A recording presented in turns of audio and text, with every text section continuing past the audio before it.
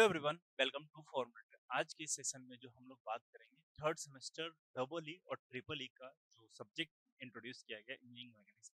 हालांकि इस ये आपका कोर सब्जेक्ट तो नहीं है, लेकिन आप लोग के सब्जेक्ट में ये ऐड किया गया है, मतलब आपके ब्रांच में ये सब्जेक्ट ऐड किया गया है इंजीनियरिंग मैकेनिक्स। वो इस पर्पस के लिए कि आपको बेसिक स्ट्रक्चर्स के बारे में, बेसिक जो मोशंस है, बेसिक जो फोर्स है, इसके बारे में सब कुछ पता रहे, इसलिए ये सब्जेक्ट्स को ऐड किया गया है। तो इसका मोटो समझ पा रहे हैं कि बेसिक स्ट्रक्चर्स है जो आप लोग डेली लाइफ में यूज कर रहे हैं, डेली लाइफ में देख रहे हैं, जो फील कर रहे हैं, उसके बारे में बेसिक इन्फॉर्मेशन की जरूरत है, इसलिए इस चीज को सब्जेक्ट को ऐड किया गया। तो इंजीनियरिंग मैकेनिक्स आपका कोर सब्जेक्ट तो नहीं है, इन फ्यूचर आप गेट वगैरह में तो कोई काम नहीं आना आप लोग, लेकिन हाँ बेसिक मैकेनिज्म आपको जानना जरूरी है। बेसिक मैकेनिज्म जानना जरूरी है, जिसमें जस्ट लाइक एक जायरोस्कोप है, तो फ्यूचर पे आप लोग जब बच्चे कंपनी में आएंगे जायरोस्कोप वगैरह का यूज करेंगे ना, और भी डिफरेंट डिफरेंट कॉन्सेप्ट का यूज होगा, नहीं यूज होना है। तो हम लोग जो इसके सिलेबस के इंट्रोडक्शन पे आज बात करेंगे। जो टोटल जो क्लासीफाई किया गया हमारा, जो टोटल आई थिंक 8 मॉड्यूल में क्लासीफाई किया गया है ना सिलेबस। टोटल टोटल जो सिलेबस क्लासीफाई किया है, टोटल 9 मॉड्यूल में हमारा सिलेबस को क्लासिफिकेशन किया गया। तो हम लोग यहाँ पे जो डिस्कस करेंगे मेनली, ये तो आपका गेट का पेपर नहीं है आप लोग को मेनली सेमेस्टर एग्जाम से देना, जहाँ तक हमें पता है आप लोग को मेनली सेमेस्टर, लेकिन फिर भी हम लोग स्टार्टिंग फ्रॉम द बिगनिंग ए से लेकर के जेड तक हमें इसे हर टू द पॉइंट को, हर चीज को कवर करते हुए चलेंगे। ठीक है, तो इस पहला मॉड्यूल में जो हमारा सिलेबस कवर किया गया, उसके पहले हम लोग एक बात बता दें आपको, एक स्टैंडर्ड फॉलो करने की कोई जरूरत नहीं है। डायरेक्टली आप क्या कर सकते हैं, आर एस खुरमी या फिर आर के बंसल यूज कर लीजिए। जो बुक यदि आप लोग को देखना है, खरीदना भी नहीं है आप लोग को, आपको बुक परचेज करने की कोई जरूरत नहीं है। आर के बंसल, आर के बंसल और आर एस खुरमी और आर एस खुरमी, ये दोनों में से कोई भी बुक आपके लाइब्रेरी में मिल रहे हैं, उसको उठा लीजिए आराम से। जो क्वेश्चंस हम जो हम कराते जा रहे हैं उसको प्रैक्टिस करते हैं, जितना हो सके उसको प्रैक्टिस करते हुए चलेंगे। ठीक है, हम लोग यहाँ पे मॉड्यूल 1 में जो हमारा जो सिलेबस मेंशन किया गया, मॉड्यूल 1 का जो सिलेबस मेंशन किया गया, पहला क्या है, introduction to vectors, tensor and coordinate system. तो जो हमारा vector, tension and coordinate system के बारे में बताया गया है। Tension algebra, identical notation, symmetric and anti symmetric tensions, eigenvalue and principal axis के बारे में यहाँ पे हमसे पूछना चाह रहा है। मॉड्यूल 1 में जो बेसिक इन्फॉर्मेशन बता रहा है स्केलर, वेक्टर एंड टेंसर के बारे में। देन इसके बाद बोल रहा है कि vector and tensor, identical notation, symmetric and anti symmetric tensions के बारे में, eigenvalue and principal axis के बारे में जानना चाह रहा है। ठीक है, ये हमारा मॉड्यूल 1 का टॉपिक हुआ। देन उसके बाद मॉड्यूल 2 की बात करते हैं। मॉड्यूल 2 में क्या है, थ्री डायमेंशनल रोटेशन। जो रोटेशंस होते हैं हमारा three dimensional rotations, Euler's theorem, axis angle formulations and Euler angles, coordinate transformation and vector and tensor. देखिए मॉड्यूल 1 एंड मॉड्यूल 2 ये कोई काम का मॉड्यूल आप लोग का नहीं है, फिर भी इसको इंट्रोड्यूस किया गया है। ये आप समझ सकते हो कि यहाँ से क्वेश्चंस आप लोगों के एग्जामिनेशन में न के बराबर है। हालांकि 2 नंबर 3 नंबर का पूछ देना वो बात की बात है, लेकिन अभी तक क्वेश्चंस नहीं पूछे गए। लेकिन कुछ चीजें कोई श्योरिटी नहीं है, पूछने के लिए कुछ भी पूछा जा सकता है, लेकिन एक्सपेक्टेड नहीं है, क्योंकि इस तरीके से मॉडल दिया भी गया है ना। आप लोग तो फैकल्टी में पढ़ने में दिक्कत है क्या है, कुछ Euler's theorem, axis angle formulation questions अभी तक नहीं पूछे गए। ठीक है, लेकिन फिर भी हम इस मॉडल को कवर करेंगे प्रॉपर वे में, बहुत ठीक ठाक कवर करेंगे, ऐसा नहीं कि छोड़ कर चला जाएगा। बाकी आप बेसिक इन्फॉर्मेशन जानेंगे, जैसे मैं स्केलर, वेक्टर, टेंसर, ये सब क्वांटिटी के बारे में क्लियर इन्फॉर्मेशन हमें होना चाहिए। शुरू होता है खेल आपका मॉड्यूल 3 से। जो मॉड्यूल 3 में मेंशन किया है kinematics of rigid body.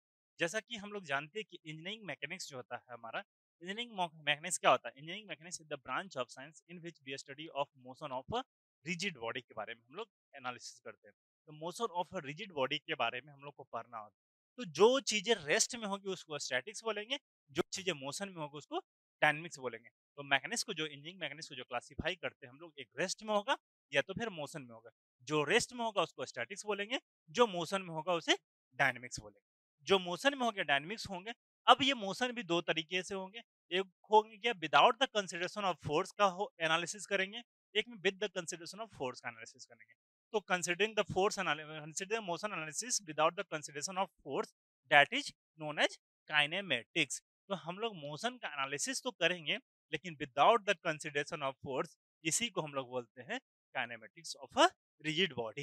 So kinematics of a rigid body, tensor of molecules of a rigid body coordinate systems, angular velocity of a rigid body and its rate of change, distinction between 2 and 3 dimensional rotations motion, integration of angular momentum, angular velocity and fund orientations, motion of relative to a rotating rigid body, 5 terms acceleration formula, basic information इसके बारे में पूछना चाह रहा है kinematics of rigid body के बारे में, angular velocity, rigid body and rate of angular changes के बारे में, हर पॉइंट के बारे में डिटेल में लोग डिस्कस करेंगे। देन इसके बाद पूछ रहा है काइनेटिक्स ऑफ रिजिड बॉडी, जैसा कि हम अभी जस्ट बताएं कि without the consideration of force that is kinematics and with the consideration of force that is kinetics. तो यानी कि मोशन का एनालिसिस जब हम लोग करेंगे with the consideration of force is known as kinetics. Motion का एनालिसिस जब हम लोग इंजीनियरिंग मैकेनिक्स में करेंगे with the consideration of force is known as kinetics. तो kinetics of rigid body, angular momentum about a point, inertia, tensor, tension of computational principal moments and axis of inertia,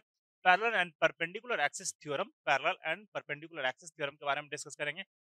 mass moment of inertia, symmetrical body, cylindrical cylinder, sphere, cone, जो just like ये जो topics है ना, mass moment of inertia, moment of inertia, इस सब में common है, चाहे वो मैकेनिकल हो, सिविल हो, इलेक्ट्रिकल हो, सारे में कॉमन है। Etc, area moment of inertia, polar moment of inertia, force and moments, Newton's, Euler's and rigid body motions के बारे में हम लोग को मेनली डिस्कस करना है। देन इसके बाद हम लोग बात करेंगे फ्री बॉडी डायग्राम। देखिए एक चीज ये गलत किया है, फ्री बॉडी डायग्राम क्या होना चाहिए, शुरू में होना चाहिए, लेकिन यहाँ पे मॉड्यूल 5 में दिया गया है, कोई बात नहीं। लेकिन फ्री बॉडी डायग्राम बेसिकली क्या है, फ्री बॉडी डायग्राम ये चीज शो करता है कि फोर्स का एग्जैक्ट फोर्स कहाँ, मतलब किसी भी सिस्टम पे एग्जैक्ट फोर्स किस तरह, कितने तरह का फोर्स लग रहा है, क्या लग रहा है, कहाँ लग रहा है, हर चीज को रिप्रेजेंट करता है फ्री बॉडी डायग्राम। तो हालांकि ये शुरू में होना चाहिए था, तो ज्यादा मजा आएगा फिर पढ़ने में, कोई बात नहीं। तो degree of freedom, examples of modelling of typical supports and joints, discussion of kinematics and kinetic constant of their impose. Then इसके बाद जनरल मोशंस की बात करते हैं। जनरल मोशंस के बारे में पूछा गया, example of problems, general planar motions, planar 3D motions and free precision, gyroscope and rolling coin. देखिए यहाँ पे एक चीज ऐड किया गया है, जायरोस्कोप। जायरोस्कोप बेसिकली क्या होता है ना, कि आप लोगों को देखा होगा कि कोई भी आपने सीप देखे होंगे या फिर एरोप्लेन देखे होंगे, जब टर्निंग आता है तो टर्निंग पे जब सेप या तो राइट या लेफ्ट होते हैं, तो उसके बिंग या फिर आगे या पीछे वाले पोर्शंस क्या होता है, अप एंड डाउन होते हैं। Due to the gyroscopic effect के कारण उसमें reactive gyroscopic couple effect develop होते हैं, जिसके कारण उसके जो आगे नोज या फिर टेल, जिसको एरोप्लेन जो हमारा होता है, एरोप्लेन के आगे वाला पोर्शन को बोलते हैं नोज, पीछे वाला पोर्शन को बोलते हैं टेल। तो उस बेसिस पे आपका डिपेंड करेगा। तो उसको कंप्लीटली वे में 3 से 4 लेक्चर्स हमें सिर्फ और सिर्फ जायरोस्कोप समझाने में लगेगा, प्रॉपर वे में समझेंगे और वहां से उसका आप लोग को ज्यादातर नहीं डायरेक्टली जायरोस्कोपिक इफेक्ट आप लोग को पढ़ना होगा, आई ओमेगा ओमेगा पी करके आप लोग काम चला लेंगे। यहाँ पे सिर्फ आप लोग को जायरोस्कोपिक इफेक्ट से मतलब होता है, जो कि जनरली क्वेश्चंस पूछे गए, जो अभी तक आप लोग को क्वेश्चंस पूछे गए बस नॉर्मल क्वेश्चंस पूछे गए, बट फिर भी हम लोग डिटेल में एक लेक्चर्स में से 3 से 4 लेक्चर्स में प्रॉपर वे में कंप्लीट किया हुआ आप लोग जरूर एक बार देखेंगे, ठीक है। उसी तरह से हम लोग जो बात करेंगे, नेक्स्ट मॉड्यूल है हमारा module 7, that is bending moment. देखिए ये मॉड्यूल 7 जो है बेसिकली इंजीनियरिंग मैकेनिक्स का ये पार्ट नहीं है, स्ट्रेंथ ऑफ मटेरियल का पार्ट है। स्ट्रेंथ ऑफ मटेरियल इसलिए बोलें क्योंकि यहाँ पे रिजिड बॉडी नहीं आया। अब रिजिड बॉडी, अब बॉडी में क्या डिफॉर्मेशंस होना शुरू हुआ है, बॉडी में मूवमेंट होना शुरू हुआ, बॉडी में टर्निंग होना शुरू हो रहा है, बॉडी में ट्विस्टिंग होना शुरू हुआ है। तो बॉडी जैसे में जस्ट लाइक ये मान लेते हैं कि हमारा एक शाफ्ट है, शाफ्ट में इसमें जब यहाँ से इसको फोर्स लगा रहा है तो क्या होगा, ये बेंड होना चाहेगा। उसी के बारे में बोला है कि बेंडिंग मोमेंट, तो यहाँ पे जो मोमेंट लगने के कारण या बेंड होना, टेढ़ा होना चाहेगा, तो उसके बारे में पढ़ना है। तो transverse loading of beam, shear force, कोई भी बॉडी पर ट्रांसवर्स कैसा लोड रहेगा, shear force, bending moments of beam, analysis of cantilever beam, simply supported beams, overhanging beams, relationship between loading, shear force and bending moment, shear force and bending moment diagram. इसके बारे में completely already lectures डाले हुए हैं, आप एक बार चाहे तो जरूर चेक कीजिएगा, ठीक है। ऑलरेडी डिफरेंट फैकल्टी का ये लेक्चर्स डाले हुए हैं, फिर हमें टाइम मिलता है तो फिर हम भी अवेलेबल करा देंगे, लेकिन ऑलरेडी अभी फिलहाल हुआ है, आप जरूर एक बार चेक करेंगे। देन इसके बाद हम लोग बात करते हैं टॉर्सनल मोशंस की बात में।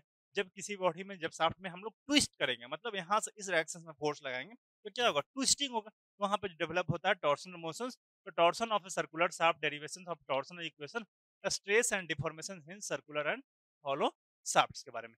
देन इसके बाद आता है हमारा concept of friction, law of coulomb friction, angle of repose, coefficient of friction के बारे में। ये हमारा क्वेश्चन, टोटल 9 मॉड्यूल को क्लासिफाई किया गया है।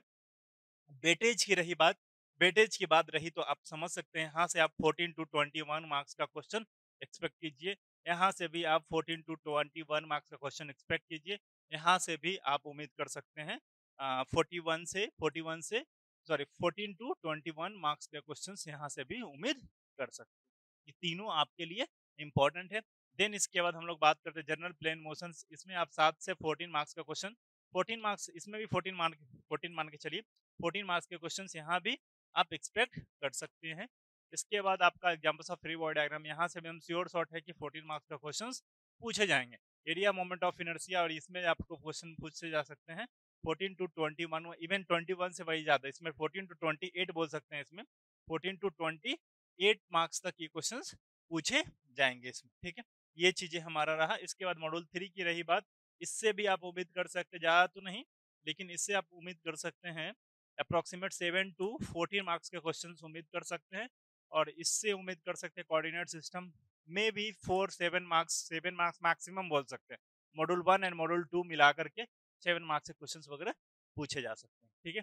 ये हमारा टोटल पैटर्न था, मतलब ये सिलेबस आपका, ये कम्प्लीटली सिलेबस का इंट्रोडक्शन था। अब हम लोग मॉड्यूल बाय लेक्चर्स अवेलेबल करा देंगे, लेकिन फिर से बोलना चाह रहे हैं, ये फैक्टर वगैरह पढ़ने के बाद डायरेक्टली आप फोकस करेंगे 1-2 में, आप एनर्जी मत वेस्ट कीजिए। हम फिर से बोल रहे हैं, एग्जामिनेशन यदि देना है, क्योंकि आप लोग को ज्यादा डेप्थ में पढ़ने का कोई मतलब नहीं। आप vector, tension, coordinate system, already vector and tension, vector तक, यहाँ तक ऑलरेडी आप ईएमएफटी में पढ़ चुके होंगे। ईएमएफटी में डिटेल में प्रॉपर में पढ़े हुए, इवन हमसे ज्यादा सर बताए आप लोग, क्योंकि ईएमएफटी आपको बहुत डेप्थ तक जाना है, वहां तक ऑलरेडी सबको बताया गया है सर, एक बार जरूर चेक करेंगे। देन इसके बाद हम लोग यहाँ पे symmetric, anti symmetric tension, eigenvalue and principal axis के बारे में हम लोग डिटेल में डिस्कस करेंगे, ठीक है।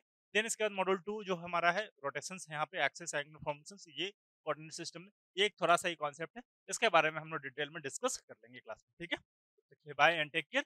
मिलते हैं हम लोग लेक्चर्स वाइज, जो हमारा लेक्चर्स होते हैं उसमें मिलते हैं। कोई भी कंफ्यूजन होता है, कोई भी दिक्कत होता है, डायरेक्टली आप ऑफिस वाले नंबर पे कनेक्ट कर लेंगे, या ऑपरेटर होगा। यदि मैकेनिक्स से रिलेटेड, सब्जेक्ट से रिलेटेड कोई डाउट है तो आप एप्लीकेशंस के चैट में मेंशन करेंगे। बाकी कोई क्यूरी है, आप एप्लीकेशन नहीं चल रहा है या फिर कुछ और प्रॉब्लम है, तो डायरेक्टली आप इस नंबर पे कॉल कर लेंगे,